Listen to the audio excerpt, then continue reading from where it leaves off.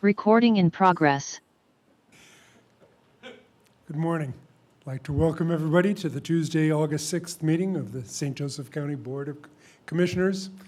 It's superfluous, but please rise for the Pledge of Allegiance.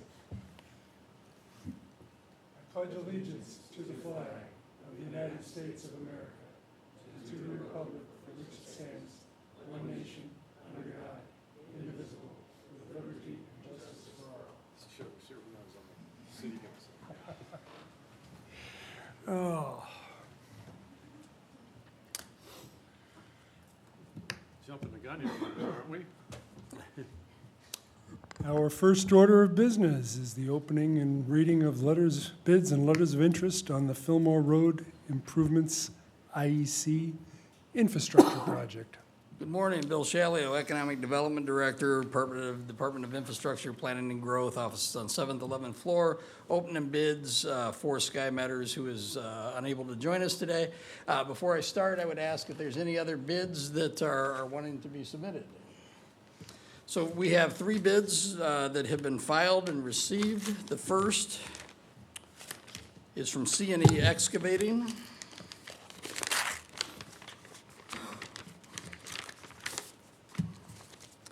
We will review these bid packets with both the engineering department and the designer.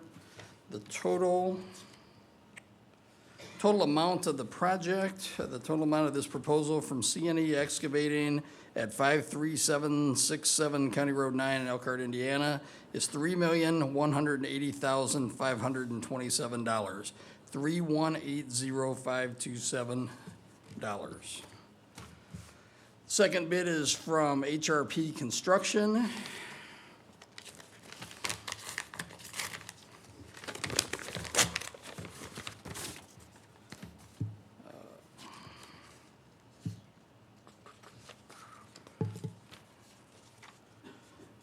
HRP Construction, located at 577 Cleveland Road in South Bend, Indiana. The total dollar amount is $2,531,777.79. That would be 2,531,777.79. And the third and final bid is from Reith Riley, located at 25200 State Road 23 in South Bend.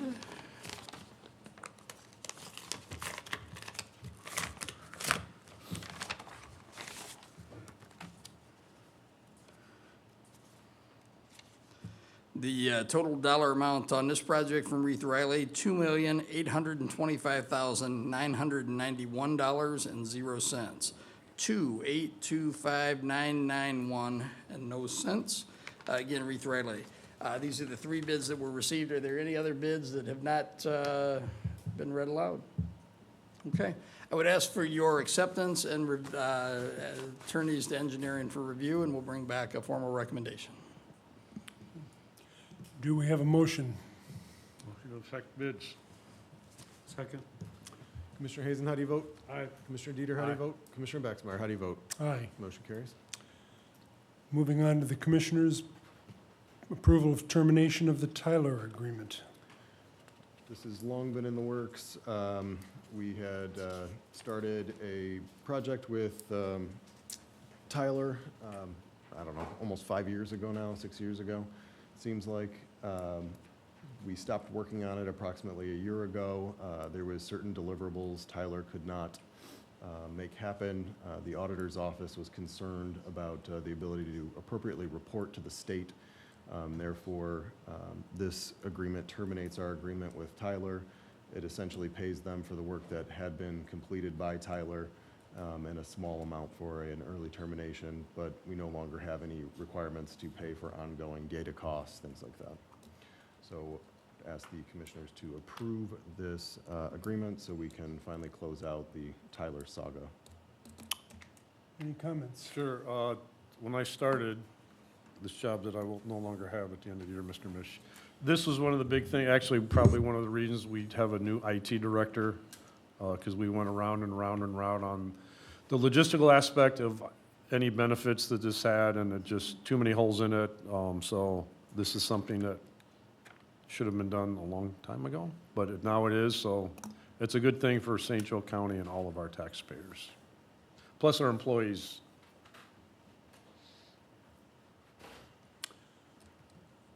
You know, when I first got on, we were talking about this, and don't want to leave John Murphy hanging out there. He was not the only person who requested this. We certainly appreciate him bringing it to everybody's attention. I just want to note that it wasn't just Oh, no. John Murphy, so anybody who thinks that it was not advised to terminate this, it was a decision among many. Yes, very much so. If we have no other comments, do we have a motion to terminate the Tyler agreement? So moved. Second. Commissioner Hazen, how do you vote? Aye. Commissioner Dieter, how do you Aye. vote? Commissioner Baxmeyer, how do you vote? Aye. Motion carries. Next, going to IPG, approval of right of entry. Good morning, Bill Shallow again. So this is a request for a right of entry for property that the commissioners own at the northeast corner of State Road 2 in Larison. This is a property that was purchased a number of years ago to facilitate economic development, will be used largely for the intersection improvements at 2 in Larison. What we need, though, in the short term, is we need a stockpile yard to put dirt from various projects that HRP is working on in the IEC area. We had been stockpiling dirt on the GM site. That's become a situation where we need somewhere other than the GM site to stockpile dirt. This is commissioner-owned property right adjacent to where they're doing work. And so what we'd ask for is a one-year period of time to be able to use this property to do dirt stockpiling. It meets zoning requirements. We've coordinated with Abby and her team, so there's no issues from a zoning perspective. There'll be proper insurance. There'll be documentation of what the property looks like now. It'll have to be restored at or better condition when it's returned back to the commissioners. So we'd ask for your approval of this right of entry, please. Any questions? Do we have a motion to approve the right of entry agreement? So moved. Second. Commissioner Hazen, how do you vote? Aye. Commissioner Dieter, how do you vote? Aye. Commissioner Baxmeyer, how do you vote? Aye. Motion carries. Next, approval of the ADS St. Joseph County and Sewer Infrastructure Agreement. So the ADS Water and Sewer Infrastructure Agreement is a huge piece of negotiated work. This is an agreement between ADS and the county for water and sewer services out in the IEC area, specifically the areas where they're going to be doing their development. What this does is create a mechanism for the county to design and build infrastructure, both water and sewer, that will facilitate the ADS or Amazon Data Services project, as well as other projects in the area. So there'll be side benefits to the GM site and other site development, potential expansion of utilities to Navistar, other properties also. But this agreement is extremely structured, very detailed. The ADS will be providing the funds, so as we go through the contracting, ADS will be reimbursing for their expenses as it relates to the project. They will be, the contract in dollar amount perspective is a $114 million contract, so $62,700,000 in water improvements, $51,300,000 in sewer improvements. So those are improvements that will be made over the next several years to facilitate those projects. Project costs that we have expended to this point can be reimbursed. Project expenses going forward will be compensated either as a direct pay or as a structured payment back to the various companies. I do want to note that there is a whole section in this agreement related to latecomer fees. So in the exhibits, Exhibit 3 shows two maps, a water map and a sewer map, and so projects that happen within those areas, the county will collect revenue and then pay those funds back to ADS for oversizing of pipes or water tower construction or some other sewer improvements that'll be done that will not only benefit ADS but also other users. Those amounts, as calculated through a lot of coordination with our team and their team, with the ADS team, would equate to about $11,442,670 that have been identified as latecomer charges that could be applied back to ADS for a 10-year payment period. So as we collect revenue from new users into the area, we'll collect a portion of that, and then if it qualifies, we'll pay that back to ADS as a reimbursement for their oversizing or extra construction cost. This is a fantastic deal for the county. We don't have to bond. We don't have to use additional resources. This really puts us in a good position to move forward. Between this and the GM project, we're managing almost $150 million of public infrastructure improvements. At the end of the project, water will be turned over to the town of New Carlisle. Sewer improvements will be turned over to the city of South Bend for management and long-term maintenance. But again, this is a fantastic deal for all parties involved, and would ask for your approval of this agreement. I would note that the agreement in the packet has been signed by ADS as well as the Redevelopment Commission.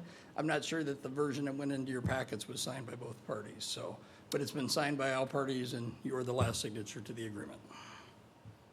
Well, just for clarification, yes, the version in the packet was signed by both ADS. Okay. Yes. Fantastic. And redevelopment. Okay. I'd like to emphasize again that the taxpayers are not on the hook for any of this. Correct. It's being paid partially through the GM agreement, and the bigger part through the agreement with ADS. Also, want to also reiterate that nothing in this violates the agreement that we signed a week or so ago on water usage in the Correct. from the aquifer. Once again, if we exceed 24 million gallons a day, we will undertake another study. Yep. Any other questions or comments for Mr. Shalio? Negative. If not, do we have a motion to approve the ADS water and sewer infrastructure agreement? So moved. Second. Commissioner Hazen, how do you vote? Aye. Commissioner Dieter, how do you vote? Aye. Commissioner Baxmeyer, how do you vote? Aye. Motion carries. Next is the consent agenda. Do we have a motion to approve? So moved. Second. Commissioner Hazen, how do you vote? Aye. Commissioner Dieter, how do you Aye. vote? Commissioner Baxmeyer, how do you vote? Aye. Motion carries. Moving on to the Board of Health Department, we have a request to approve a proposed addendum to the Roberts Environmental Agreement. Good morning. Mark Hespick, ninth floor. I'm the Director of Environmental Health. We have a proposal for Roberts Environmental to continue to do some work at a site that has some salt contamination. Previously, they were out there, they conducted some sampling. The responsible party also did their sampling. We believe that their samples are diluted based on observations made during their sampling. And so we would like to do some follow-up sampling to show that, to prove that their samples were diluted. So we already have $3,500 left from that previous project, so we're only asking for $2,500 more to complete this sampling. There's 3 wells in particular that we want to sample. Those 3 wells showed up as our highest 3, and they also showed up as their highest 3, but the results were much different. Any questions? Negative. It's good that we're verifying Yes, the validity of those samples. that's the plan. If there are no questions, do we have a motion to approve the addendum to the Roberts Environmental Agreement? So moved. Commissioner Hazen, how do you vote? Aye. Commissioner Dieter, how do you vote? Commissioner Baxmeyer, how do you vote? Aye. Motion carries. Thank you. There being no old business, has anybody signed up for public comments? Cheryl Nix is the number 1.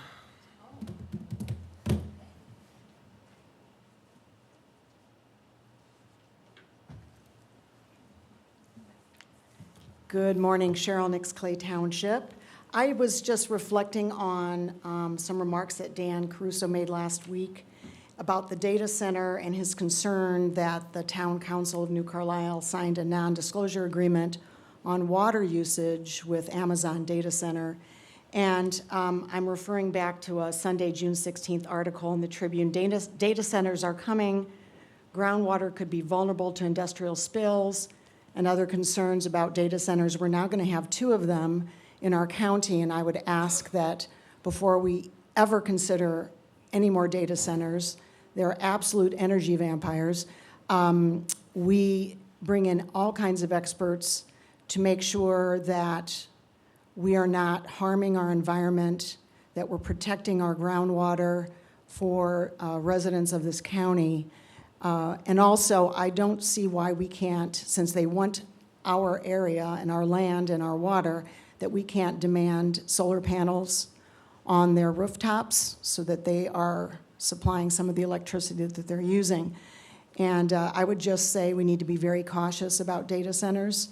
I know that there are going to be some employment, but I don't know at what cost. So that's what I'm asking, and thank you for your time. Thank you. Pam Clays.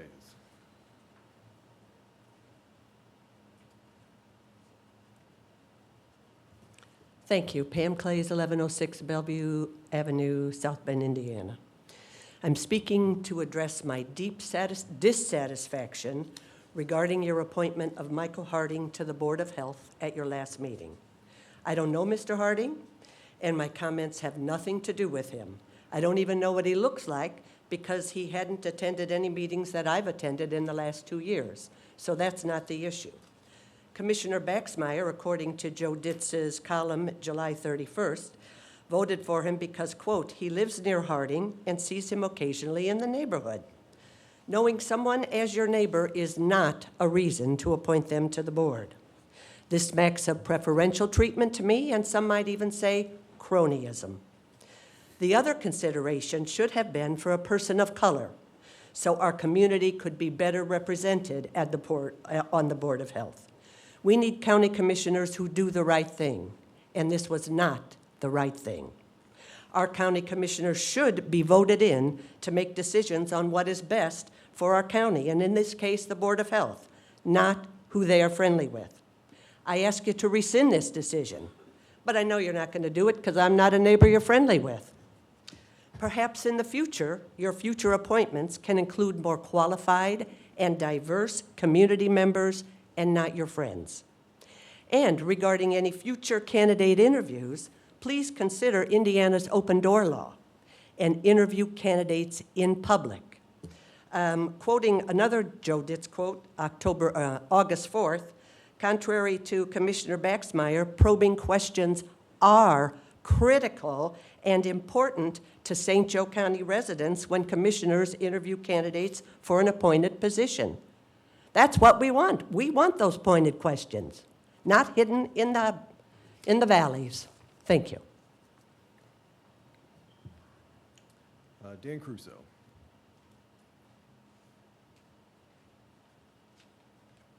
Good morning, Commissioners. Dan Caruso, 305 Compton Street, New Carlisle. I want to speak on the Amazon Data Services water, or the water usage that project is going to. The 24 million gallon cap and all that's involved with that. And as you said, Commissioner Baxmeyer, should we exceed that cap, I guess we're going to sit down and talk about what recourse to take. My friend Amanda Mitchell sent me a heads up on water problems in Idaho around the Snake River. And it appears to be a feud between the ranchers and farmers of the north part of the state and the ranchers and the farmers of the south part of the state, because they have open water reservoirs where they pool their fresh water from, but they also have an aquifer which they are draining. And so the lower farmers are saying, well, you're limiting our water supply because you guys up in the north part of the state are using too much, and we've got to come to some sort of an agreement here. One thing that they agreed to, that all sides right now agree to, they're still feuding, one thing they agreed to is under no circumstance should anybody in the community, whether they be a resident, just me living in a house, a farmer, or a rancher, go without one drop of water as long as somebody else, a business, a industrial type entity is pulling water from the Snake River, from the aquifer, from the open waters, under that, and I'm asking that in the development agreement, if there could be wording that should there ever, if we go over that 24 million gallon cap, okay, here's the first thing we do. This is in the development agreement. Everybody in town, all the farmers, everybody gets the water they need. Amazon and the industrial users have to come up with a second plan, because you cannot start rationing the water to the farmers, to the people who need it to survive, not to make a profit. Thank you. That's all. Nobody online? I see somebody has their hand up. They didn't sign up. I'm guessing that's McManus.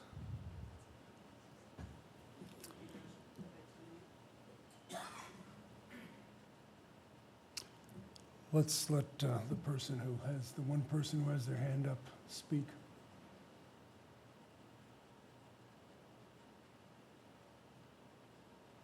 Good morning. Thank you, Mr. Mitch. This is a follow-up to Ms. Clay's comment. I'll read again from the notice that you gave about the appointment to the Board of Health. Interviews with selected candidates will be scheduled and held according to Indiana Code Section 5-14-1.5 at SEC. That is the Indiana Open Door Law. I went back yesterday and reviewed Mr. Mish's explanation of how it was that you came to interview the candidates individually. Every single thing he said was incorrect and not in accordance with the Open Door Law. So Mr. Harding was not, since you chose to interview him, interviewed within the parameters of the Open Door Law. And very quickly, Mr. Baxmeyer, I started to say last week, I think it is very important particularly if you're picking somebody who's going to be making decisions in public as a board member on an important board, like the Board of Health, the citizens are entitled to see the depth of knowledge and the depth of interest that person has in order to make good decisions on our health. So while I very much appreciate you giving me the courtesy to speak and not just offhandedly referring to my name, which I think is inappropriate for both an attorney sitting up there and somebody on the dais to treat us citizens like that. I do disagree with your underlying thought that more probing questions can be asked in public. Not saying you're not right on that. It's just two different differences, but this is a public body and a public official that was being appointed. So thank you and have a nice day. Seeing no one else, I will entertain a motion to recess. So moved. I'll second the recess motion. Commissioner Hazen, how do you vote? Aye. Commissioner Dieter, how do you vote? Aye. Commissioner Baxmeyer, how do you vote? Aye. Motion carries.